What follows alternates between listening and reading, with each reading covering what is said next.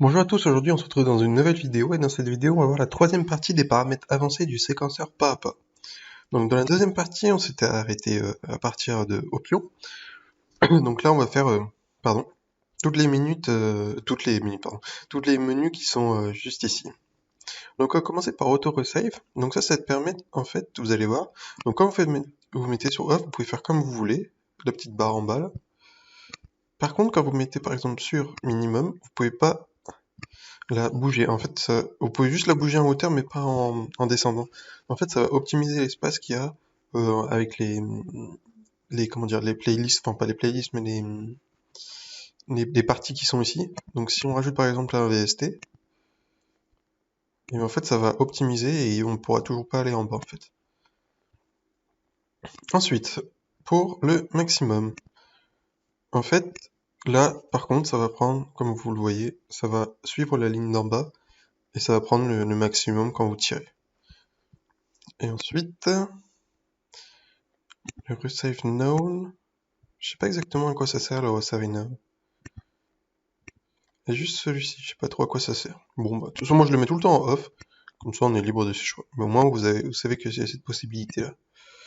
Ensuite, auto switch display filter, je ne sais pas exactement à quoi ça sert. N'hésitez pas dans les commentaires, comme ça je ferai une quatrième partie si j'ai toutes les infos de tout ce qui me manquait en fait dans les autres parties comme petite information. Ensuite, channel bouton width, ça fait, en fait, ça agrandit plus ou moins cette barre-là, donc 200%, 300%, enfin, vous mettez comme vous voulez. Donc ça, on va pas se trop dedans. Ensuite, change name. En fait, là, ça va mettre le nom soit à gauche, soit au centre.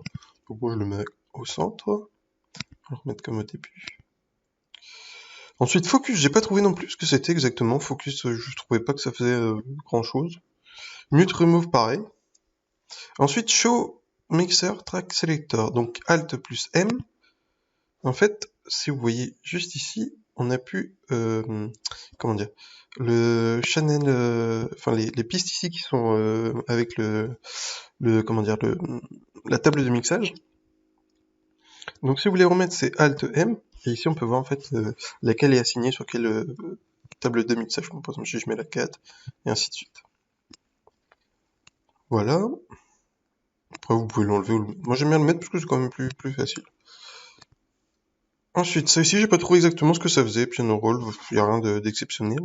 Et des tâches non plus, parce qu'on peut quand même le bouger même quand il est. Donc n'hésitez pas, hein, si vous avez, vous savez exactement à quoi ça sert, les autres options. Ça me permet de faire une autre vidéo, et même pour moi, pour apprendre encore plus. Bon, j'espère que la petite vidéo vous sera utile, et puis au revoir.